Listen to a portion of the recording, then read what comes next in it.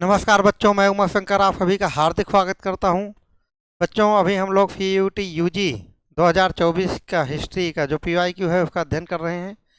और इसका अध्ययन करते हुए हम लोग देख रहे हैं कि एग्जामिनर मैचिंग बेस्ड के क्वेश्चन बहुत ज़्यादा पूछ रहा है आपसे, और क्रोनोलॉजी वाइज भी क्वेश्चन पूछ रहा है, और फैक्ट बेस्ड भी क्वेश्चन पूछ रहा है। यानी कि एग्जामिनर आपके क्वेश्चन को तीन तरीके से पूछ रहा है। ये क्वेश्चन नंबर 1 है, क्वेश्चन नंबर 40 तक का ही पैटर्न रहता है। बाकी 41 से 50 तक दो गद्यांश दिए रहते हैं, उसमें से आप लोगों को आंसर देना होता है। आज का जो क्वेश्चन है, क्वेश्चन नंबर 1 जो है, क्वेश्चन नंबर वैसे तो पीवाई के हिसाब से क्वेश्चन नंबर 19 है, लेकिन अभी तक हम लोगों ने क्वेश्चन नंबर 1 से लेकर क्वेश्चन नंबर 18 तक डिस्कस कर लिया है। और इन क्वेश्चनों को डिस्कस करते हुए हम लोग क्वेश्चन के जो चार ऑप्शन हैं, चारों ऑप्शन को डिटेल में डिस्कस करते हुए चल रहे हैं कि वहीं से अगर कोई भी क्वेश्चन एग्जामिनर घुमा के पूछ ले तो आप लोग उसका आंसर दे सको। तो आइए आज का जो क्वेश्चन नंबर 1 है या क्वेश्चन नंबर 19 है, इस पेज के पेपर के हिसाब से देख लेते हैं। तो एग्जामिनर पूछ रहा है कि इसमें से कौन से ऐसे व्यक्ति हैं जिन्होंने विजयनगर साम्राज्य की स्थापना की। ऑप्शन नंबर ए है कृष्णदेव राय, ऑप्शन नंबर बी है हरिहर और बुक्का, ऑप्शन नंबर सी है राजा राय, ऑप्शन नंबर डी है राजेंद्र द्वितीय। विजयनगर साम्राज्य की स्थापना 1336 ईस्वी में हरिहर और बुक्का ने की थी। तो सही आंसर है विकल्प संख्या बी। कई बार लोग जिन जो कम ज़्यादा डिटेल में नहीं पढ़े रहते हैं, वो केवल कृष्णदेव राय का ही नाम सुने रहते हैं। तो इसीलिए कई बार हमारे मित्र, हमारे बच्चे जो है कृष्णदेव राय पर टिक लगा के आ जाते हैं, लेकिन आपका सही आंसर है विजयनगर की स्थापना 1336 ईस्वी में हरिहर और बुक्का ने की थी। अब हरिहर और बुक्का ये इंपॉर्टेंट व्यक्ति हैं, ये दो सगे भाई होते हैं। हो सकता है आगे एग्जामिनर और भी कुछ पूछ सकता है इनके बारे में आपसे, तो इनके बारे में और थोड़ी बहुत डिटेल जान लेते हैं कि जो आपके एग्जाम के पॉइंट ऑफ व्यू से बहुत ज़्यादा इंपॉर्टेंट है। या 2025 में उस टाइप के क्वेश्चन पूछे गए होंगे, या 2023 में, 22 में कहीं के भी नहीं पूछा है, तो 2026 में वो एग्जामिनर को लगेगा भाई हरिहर और बुक्का के अभी ये पॉइंट रह गए हैं, तो वहाँ के क्वेश्चन पूछ लेते हैं। तो हरिहर और बुक्का 1325 ईस्वी के आसपास में कंपली के जो शासक होते हैं, काकतीय वंश का शासक होता है, शासन होता है उस समय। हरिहर और बुक्का के बारे में यहाँ पर डिस्कस कर रहे हैं। कंपली, कंपली एक राज्य होता है कर्नाटक में। कंपली, कंपली के में उस समय जो है काकतीय वंश का शासन रहता है। काकतीय वंश, काकतीय वंश। और यहाँ के जो राजा होते हैं इनका नाम रहता है बल्लाल, बल्लाल देव, बल्लाल देव थर्ड। इनके मंत्री होते हैं, बल्लाल देव थर्ड के मंत्री रहते हैं कौन? हरिहर और बुक्का। जब 1325 ईस्वी में दिल्ली सल्तनत में तुगलक वंश के शासक और उसके संस्थापक गयासुद्दीन तुगलक की मृत्यु हो जाती है, तो जो उनके बड़े पुत्र होते हैं जौना खां, मोहम्मद बिन तुगलक के नाम से दिल्ली की गद्दी पर बैठते हैं। और वो अपने साम्राज्य विस्तार की नीति को लेकर दक्षिण भारत में अटैक करते हैं। और यहाँ के जो शासक होते हैं वो कंपनी में अटैक करते हैं। काकतीय वंश का शासन रहता है, और जो शासक रहते हैं उनका नाम रहता है बल्लाल देव थर्ड। यहाँ पर शायद बल्लाल देव थर्ड, ठीक है, बल्लाल देव तृतीय। और इनके मंत्री रहते हैं हरिहर और बुक्का, और इनके मंत्रियों को कैद कर लेते हैं मोहम्मद बिन तुगलक, बंदी बनाकर दिल्ली लेकर आते हैं और ज़बरदस्ती उनको इस्लाम धर्म में कन्वर्ट कर देते हैं। उनके पास दो ही ऑप्शन है, या तो हरिहर और बुक्का इस्लाम धर्म कबूल कर लें, नहीं तो उनको मृत्यु, कैपिटल पनिशमेंट दे दी जाती है। उन्होंने इस्लाम धर्म को कबूल किया, और जब हरिहर और बुक्का ने इस्लाम धर्म कबूल कर लिया, तब उनको दिल्ली दिल्ली सल्तनत का विस्तार करने के लिए दक्षिण भारत में अपना प्रतिनिधि बनाकर मोहम्मद बिन तुगलक ने हरिहर और बुक्का को भेजा। और दक्षिण भारत में हरिहर और बुक्का की मुलाकात एक संत से होती है जिनका नाम रहता है माधव विद्यारण्य। तो हरिहर और बुक्का फिर इनकी जो मुलाकात होती है, पहले तो इनको मोहम्मद बिन तुगलक, मोहम्मद बिन, मोहम्मद बिन तुगलक इनको बंदी बनाकर दिल्ली लेके जाता है। और इसके बाद जो इनकी मुलाकात होती है, जब ये दक्षिण भारत में जाते हैं इस्लाम धर्म कबूल करने के बाद, जब इनको साम्राज्य विस्तार के लिए भेजा जाता है, तब इनकी मुलाकात एक संत से होती है और उन संत का नाम है माधव विद्यारण्य। माधव विद्यारण्य इनसे कहते हैं हरिहर और बुक्का से कि आप तो पैदाइशी इस्लाम तो नहीं, इस्लाम धर्म को मानने वाले नहीं हो, यानी कि आप पैदाइशी मुस्लिम नहीं हो, आपका तो ज़बरदस्ती धर्म कन्वर्ट करवाया गया है। आप चाहो तो अपना धर्म फिर के बदल कर अपने हिंदू धर्म में आ सकते हो। तो यहाँ पर इन्होंने इनके प्रेरणा ली हरिहर और बुक्का ने, और हिंदू धर्म की दीक्षा ली, और दक्षिण भारत के मध्यकालीन भारत के इतिहास में सबसे पहले हिंदू साम्राज्य की स्थापना विजयनगर साम्राज्य की स्थापना की थी। अगर आपको पूछा जाए कि विजयनगर विजयनगर नहीं, मध्यकालीन भारत में सबसे पहला हिंदू राष्ट्र कौन सा है, तो मध्यकालीन भारत में सबसे पहला हिंदू राष्ट्र विजयनगर साम्राज्य है। मध्यकालीन भारत का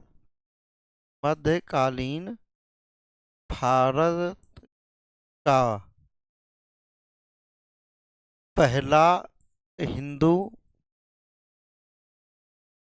हिंदू राज्य, मध्यकालीन भारत का पहला हिंदू राज्य विजयनगर साम्राज्य ही है, जिसकी स्थापना हरिहर और बुक्का ने 1336 ईस्वी में की, है ना। जब इनकी मुलाकात माधव विद्यारण्य से हो जाती है, उनके शिक्षा दीक्षा लेकर हिंदू धर्म में कन्वर्ट होते हैं, और ये क्या करते हैं, 1336 ईस्वी में विजयनगर साम्राज्य की स्थापना किया इन्होंने। और लिख लीजिए आप लोग। और आपके फन भी पूछा जा सकता है कि हरिहर और बुक्का ने विजयनगर साम्राज्य की स्थापना कब की, तो आप लोग बता सकते हैं बड़े आराम से, 1336 ईस्वी में। इसके प्रेरणा लेकर की, माधव विद्यारण्य के प्रेरणा लेकर की। और मध्यकालीन भारत का सबसे पहला हिंदू राज्य जो था वो विजयनगर साम्राज्य था। और ये किसके मंत्री थे, तो काकतीय वंश के शासक बल्लाल देव तृतीय के मंत्री थे। एक सेकंड बता देता हूँ, बल्लाल देव तृतीय, है ना, हाँ, बल्लाल देव तृतीय के ही मंत्री थे। आप लोग स्क्रीनशॉट ले लीजिए। तो आगे बढ़ते हैं। आगे बढ़ने से पहले हम लोग जान लेते हैं इन्होंने यहाँ पर कौन के वंश की स्थापना की विजयनगर साम्राज्य में। तो इनके पिताजी का नाम था संगम, तो इन्होंने संगम वंश की स्थापना की। और यहाँ पर पहला ऑप्शन नंबर ए, क्योंकि अभी हम लोग चारों ऑप्शन डिस्कस करते हुए चल रहे हैं, तो जो इसका ऑप्शन नंबर ए है वो है कृष्णदेव राय।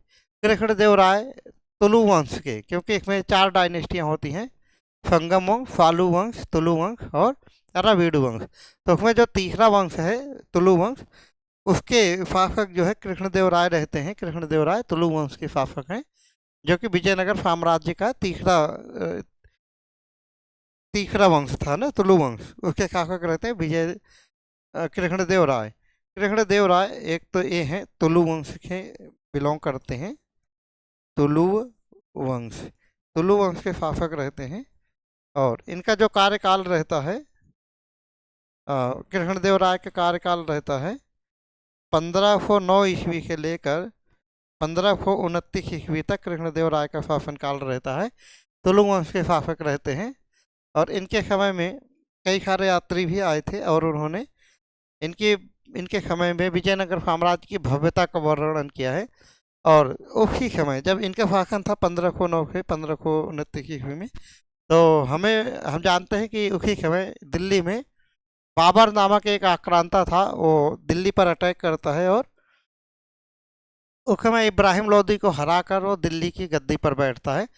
बाबर चगताई तुर्क में एक बुक लिखता है, अपनी आत्मकथा, जिसका नाम होता है तुजुक ए बाबरी।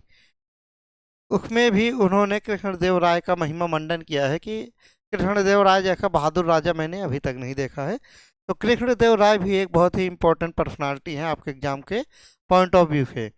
तो आप लोगों को कृष्णदेव राय के बारे में भी इतनी जानकारी होनी चाहिए। कृष्णदेव राय कोई युद्ध नहीं हारे थे, और जब 1565 ईस्वी में राक्षसी तंगड़ी का युद्ध हुआ था, या तालीकोटा का युद्ध हुआ था, अगर उस समय कृष्णदेव राय रहते तो उस समय इतिहास में हम कुछ और पढ़ रहे होते अभी।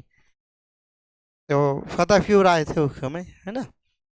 और नेक्स्ट है आपके राजा राय। राजा राय ऐसे कोई राजा नहीं थे, और राजा राय, ये जो राय शब्द है, ये विजयनगर साम्राज्य के जो राजा होते थे वो अपने आप को राय का टाइटल प्रदान करते थे। जैसे देवराय, देवराय प्रथम, देवराय द्वितीय, कृष्णदेव राय। तो विजयनगर साम्राज्य के जो राजा थे वो अपने आप में राय की उपाधि धारण करते थे। नेक्स्ट हम लोग देखते हैं राजेंद्र द्वितीय। राजेंद्र द्वितीय ये हमारे चोल वंश से संबंधित हैं, जो कि प्राचीन भारत के राजा हैं। तो यहाँ के इनका कोई लेना देना नहीं है। तो आई होप आप लोगों ने ये लिख लिया होगा, नहीं तो आप लोग स्क्रीनशॉट ले सकते हो, ये मैं बगल हो जाता हूँ। ले लिया होगा, तो इसको मिटाते हैं और आगे बढ़ते हैं।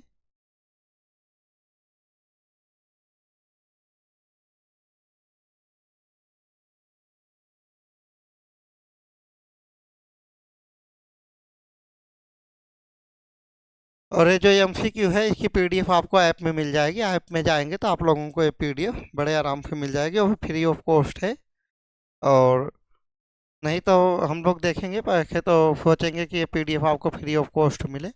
और अगर कोई जो हमारे इसके PDF को बनाने वाली हमारी टीम है, अगर वो नहीं मानती है तो बहुत ही छोटा अमाउंट रखेंगे, 5 रुपये या 10 रुपये, है ना। और बाकी देख लेते हैं आगे जो हमारा क्वेश्चन है, क्वेश्चन नंबर 20। ये मैचिंग टाइप के क्वेश्चन है और इनको मैच करना है। मैच करके आगे जो 4 विकल्प दिए हैं उनमें इनको फिर देख लेना है कि कौन सा विकल्प हमारा ठीक है। देख लेते हैं। एक तरफ जो है कुछ तत्वों के नाम दिए हैं, कुछ खनिजों के नाम दिए हैं, और दूसरी तरफ ये कहाँ पर पाए गए हैं लोकेशन बताई गई है। तो आइए मैच कर लेते हैं। सबसे पहले ऑप्शन नंबर ए में है शैल। ऑप्शन नंबर बी में है लाजवर्द, जिसको लैपिस लजुली भी कहा जाता है। ऑप्शन नंबर सी में है कार्नेलियन। ऑप्शन नंबर डी में है फेल खड़िया स्टेटाइट। और इधर सूची नंबर 2 में इसके स्थान का नाम दिया गया है कि कहाँ कहाँ पाए जाते हैं। ऑप्शन नंबर 1 है इधर वाला जो है, ऑप्शन नंबर 1 में है फोर्तुगई। ऑप्शन नंबर 2 में है नागेश्वर। ऑप्शन नंबर 3 में है दक्षिण राजस्थान। ऑप्शन नंबर 4 में है लोथल। तो आइए देख लेते हैं। सेल का संबंध नागेश्वर के है, नागेश्वर के सेल प्राप्त किया गया। तो देख लेते हैं दो कहाँ कहाँ पर है।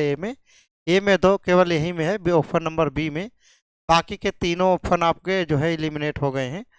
अगर आप लोग एग्जाम में रहेंगे, अगर एक से ही कोई मैच कर दे रहा है, बाकी के ऑप्शन में वो चीज़ वो पॉइंट नहीं है, तो आप लोग एग्जाम में यहीं से मैच करके आगे बढ़ जाना। नहीं तो हो सकता है लास्ट में आपके पास टाइम कम पड़ जाए, क्योंकि अभी हम लोग इसका अध्ययन कर रहे हैं, यहाँ पर डिस्कस कर रहे हैं, तो हम लोग डिटेल में डिस्कस करते हुए चल रहे हैं, ठीक है। और लाजवर्द लैपिस, लाजवर्द या लैपिस लजुली फोर्तुगई से पाया गया है, और फोर्तुगई हमारा अफगानिस्तान में पाया जाता है। और ये तो मैच ही हो गया है, बाकी ये देख लेते हैं। और कार्नेलियन, कार्नेलियन लोथल के पाया जाता है।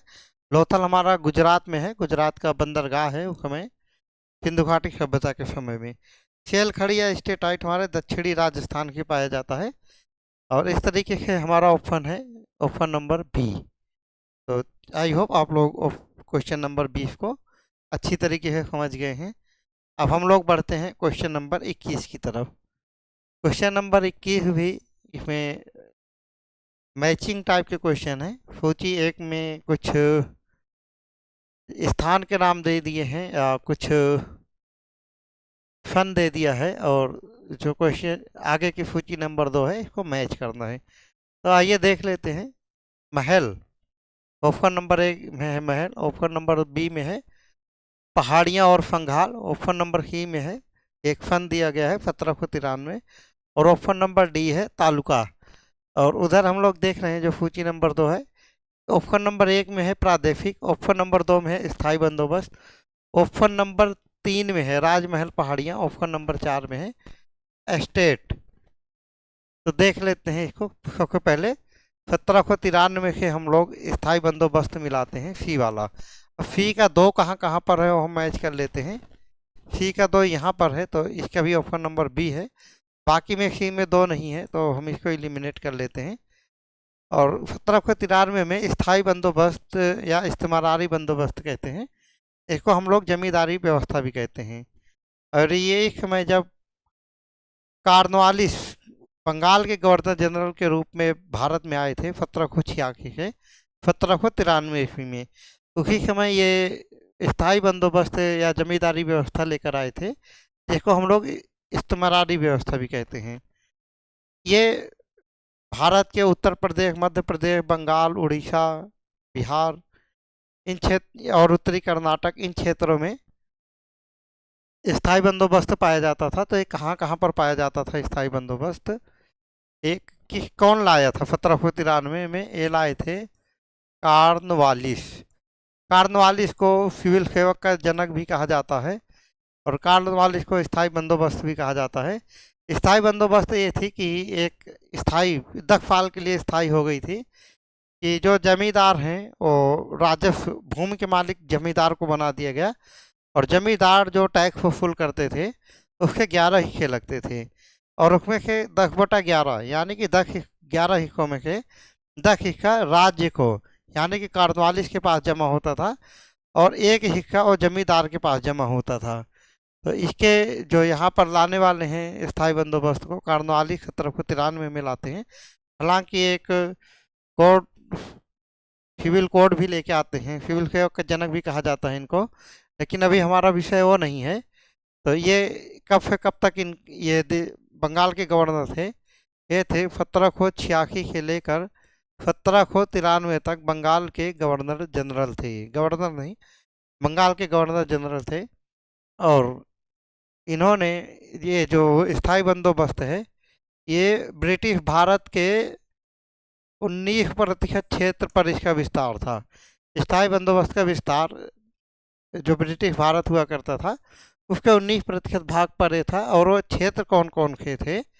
वो क्षेत्र थे उत्तर प्रदेश, उत्तर प्रदेश, बिहार, उस समय बंगाल एक ही होता था, पूर्व और पश्चिम बंगाल का कोई मतलब नहीं था। बंगाल और उत्तरी कर्नाटक, उत्तरी कर्नाटक, इन क्षेत्रों में स्थायी बंदोबस्त की व्यवस्था थी, और इसमें भूमि के मालिक जमींदारों को बनाया गया था। और 10/11 हिस्सा राज्य को जाता था। 10/11 हिस्सा राज्य को, और 1/11 हिस्सा जो है ये जाता था जमी जमींदार को। जमींदार को 1/11 हिस्सा मिलता था। और यह योजना फ्लॉप हो गई आगे चलकर, क्योंकि जमींदार जो है किसानों के बहुत ज़्यादा टैक्स वसूल करते थे, और अंग्रेज लोगों को ये बताते थे कि गवर्नरों को ये बताते थे कि इस बार फसल की पैदावार नहीं हुई है और बहुत ही ज़्यादा नुकसान हो गया है। तो फिर महालवाड़ी व्यवस्था आ गई थी 1822 ईस्वी में। लेकिन इससे संबंधित हमारे पास कितने पॉइंट हैं यहाँ पर, ये आप लोग नोट कर लीजिए, स्क्रीन शॉट ले लीजिए।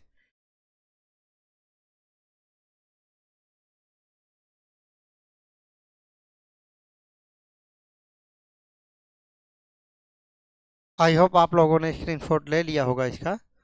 बाकी के ऑप्शन एलिमिनेट ही हो गए हैं, लेकिन जो महल है ये जागीर एस्टेट, अगर आपके पास जागीर है या एस्टेट है, अभी भी रियल एस्टेट बोलते हैं जो प्रॉपर्टी का काम वगैरह देखते हैं, उसी तरीके से महल जो है जागीर या एस्टेट के संबंधित है। पहाड़ियाँ और संघाल, ये राजमहल की पहाड़ियों को ही संघाल पहाड़ियाँ कहते हैं।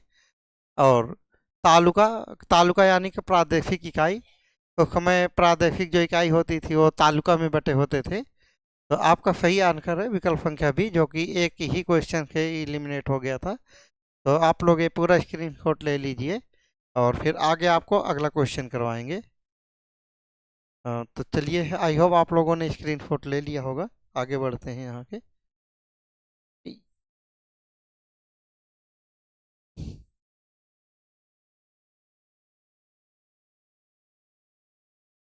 मैं कोई अलग से पेज नहीं ऐड कर रहा हूँ कि आप लोगों का काम बढ़ जाएगा। मैं सोच रहा हूँ कि जल्दी जल्दी, क्योंकि रेड पेन से लिख रहा हूँ तो आपको बिल्कुल साफ दिख रहा होगा, और ये पीडीएफ आपको ऐप में मिल जाएगी, है ना।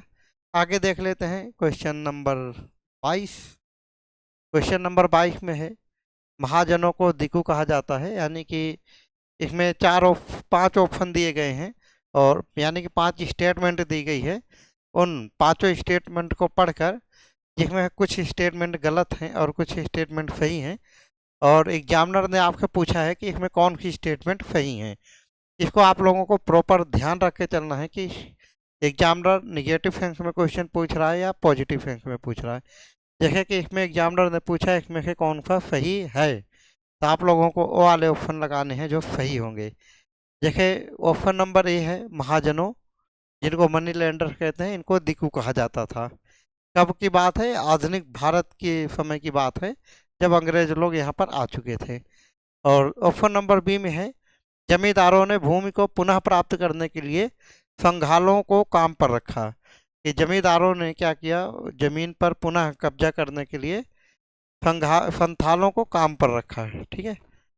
और ऑप्शन नंबर सी में है, संथाल व्यापारी थे। ऑप्शन नंबर डी में है, संथालों की भूमि को दामिने कोह के रूप में जाना जाता है। और ऑप्शन नंबर ई है, संथालों ने दिकु महाजनों से भारी मात्रा में भू राजस्व लिया।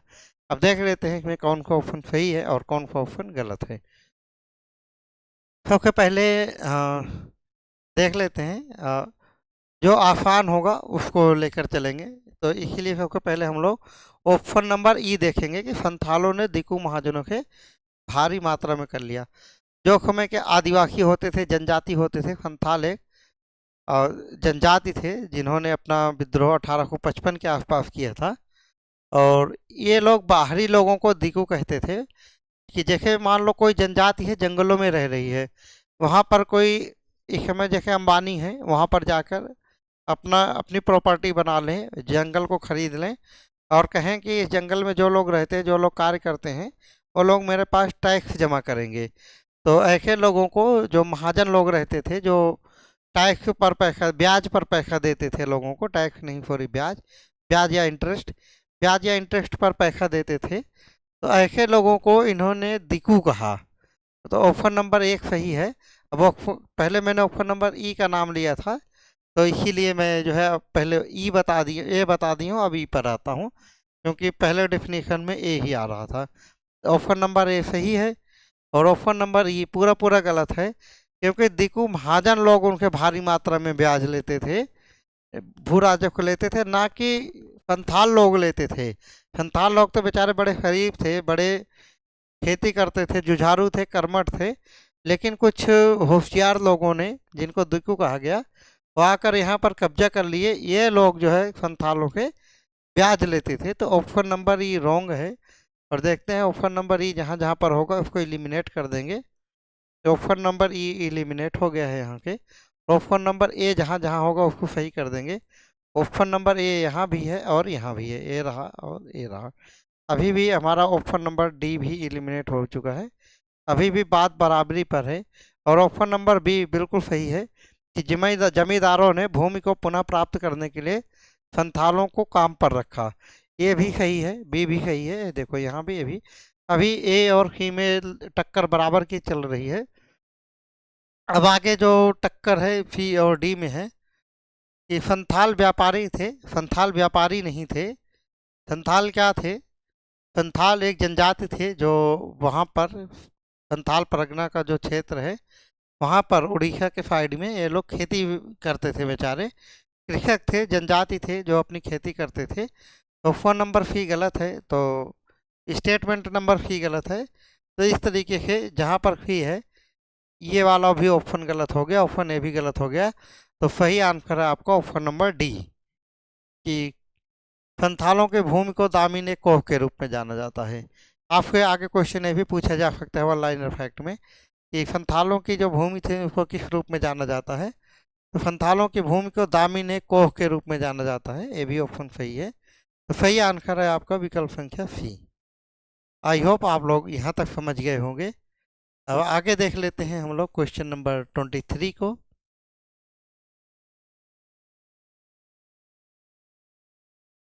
क्वेश्चन नंबर 23 में है जमींदारों के बारे में निम्नलिखित में से कौन का कथन सही है। और इसमें हमें पूरा हर क्वेश्चन में ध्यान देना है। एग्जामिनर आपसे सही पूछ रहा है कि सही नहीं है, ऐसा पूछ रहा है। तो देख लेते हैं। ऑप्शन नंबर ए है, लोगों को सामान्य उपयोग के लिए मिल्कियत भूमि की खेती की जाती थी। कि जो लोग थे उनके सामान्य उपयोग के लिए ही मिल्कियत खेती की जाती थी, यानी कि साधारण लोगों के लिए, पब्लिक के लिए। ऑप्शन नंबर बी में है, जमींदार मिल्कियत की भूमि को बेच सकते थे, वसीयत कर सकते थे या गिरवी रख सकते थे। ऑप्शन नंबर सी में है, जमींदार अपनी ओर के राजस्व एकत्र करते थे।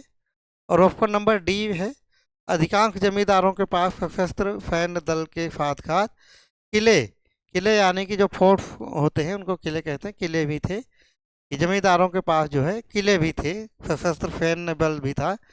यानी कि जिसको आजकल हम लोग सशस्त्र सेना कहते हैं, जैसे आर्मी हो गई या पीसीएफ वगैरह, ओ पीसीएफ नहीं सॉरी, सीआरपीएफ वगैरह हो गए, उनके पास शस्त्र रहता है। तो वो वही बता रहे हैं कि इनके पास सशस्त्र सैनिक भी होते थे जमींदारों के पास, और इनके अपने किले भी होते थे। ऑप्शन नंबर ई में बताया गया है कि सैन्य संसाधनों पर नियंत्रण जमींदारों के लिए शक्ति का एक और स्रोत था। कि जो सैन्य संसाधन है इस पर जो नियंत्रण था, ये जमींदारों की शक्ति का एक और स्रोत था। आइए देख लेते हैं इसमें क्या क्या सही है और क्या क्या सही नहीं है। सबसे पहले हम देख लेते हैं, मिल्कियत और भूमि होती है जिस पर किसी का मालिकाना हक हो या अधिकार हो, उसको मिल्कियत कहते हैं। जैसे मेरे पास मान लो 10 बीघे की जमीन भूमि है, तो ऐसा माना जाएगा कि मेरी मिल्कियत 10 बीघे की है। तो देख लेते हैं। तो ऑप्शन नंबर ए गलत है, सही नहीं है ये। क्योंकि इसमें कहा गया है कि सामान्य लोगों के लिए, कि पब्लिक प्रॉपर्टी है, ऐसा कहा गया है। नहीं, बिल्कुल गलत बात है वो, सही बात नहीं कह रहा है। तो ऑप्शन नंबर ए जहाँ जहाँ पर है वहाँ वहाँ पर काट देंगे। ए और सी में ऑप्शन नंबर ए दिया गया है, ये सही है। तो ऑप्शन नंबर ए और सी यहीं पर एलिमिनेट हो जाता है। बाकी आगे देख लेते हैं। जमींदार जो होते हैं, क्योंकि जमींदार की जो निजी संपत्ति होती थी जिन पर उनका अधिकार होता था, उन्हीं को मिल्कियत कहते थे। वो ऐसी भूमि को बेच सकते थे, वसीयत कर सकते थे और इसको गिरवी भी रख सकते थे। ऑप्शन नंबर बी सही है। तो हम लोग देखते हैं ऑप्शन नंबर बी जहाँ पर होगा उसको हम लोग सही मान लेंगे। तो ऑप्शन नंबर बी यहाँ पर है, तो डी वाला ऑप्शन सही है। देखो बी में ऑप्शन कहीं बी नहीं है कहीं पर, तो ऑप्शन नंबर बी जो है गलत है ना। लेकिन हम लोग चारों क्वेश्चन का अध्ययन करते हुए चल रहे हैं। तो देख लेते हैं इसी में क्या कहता है कि जमींदार अपनी ओर के राज्य को वसूल करते थे। ये बिल्कुल भी सही बात नहीं है, क्योंकि जमींदार राजाओं महाराजाओं के कहने पर राज्य को वसूल करते थे। या जब अंग्रेज लोग आ गए तो अंग्रेज लोगों के कहने पर राज्य को वसूल करते थे, उनके लिए करते थे, ना कि अपनी ओर से करते थे। इनको या तो कोई जब राजाओं महाराजाओं को समय था तो उनके कहने पर, उनके आदेश का पालन करने के लिए लोग राज्य को वसूल करते थे। और हम लोग एग्जाम्पल के तौर पर देखते हैं, जब अंग्रेज लोग आ गए थे, स्थायी बंदोबस्त आ गया था, तो 10/11 भाग राज्य के कोष में जाता था और 1/11 भाग जमींदार के हिस्से में जाता था। तो ऑप्शन नंबर सी भी रॉन्ग हो जाएगा यहाँ पर। ऑप्शन नंबर डी है, अधिकांश जमींदारों के पास सशस्त्र सैन्य बल के साथ साथ किले भी होते थे। किले यानी कि फोर्ट्स। तो जो जमींदार होते थे इनके पास यानी कि सशस्त्र सैन्य बल भी होता था और इनके पास किले भी होते थे, ये बिल्कुल सही बात है। और ऑप्शन नंबर ई, सैन्य संसाधनों पर नियंत्रण जमींदारों के लिए शक्ति का एक और स्रोत था। कि सैन्य संसाधनों पर जो नियंत्रण था वो भी एक स्रोत था, कि इनके पास शक्ति है, शक्ति का भी स्रोत था। तो ऑप्शन नंबर डी वो हमने पहले एलिमिनेशन मेथड के निकाल रखा था। तो आई होप यहाँ तक आप लोगों को पूरा समझ में आ गया है। अब हम लोग आगे बढ़ते हैं क्वेश्चन नंबर, पहले टाइम देख लेते हैं टाइम कितना हुआ है।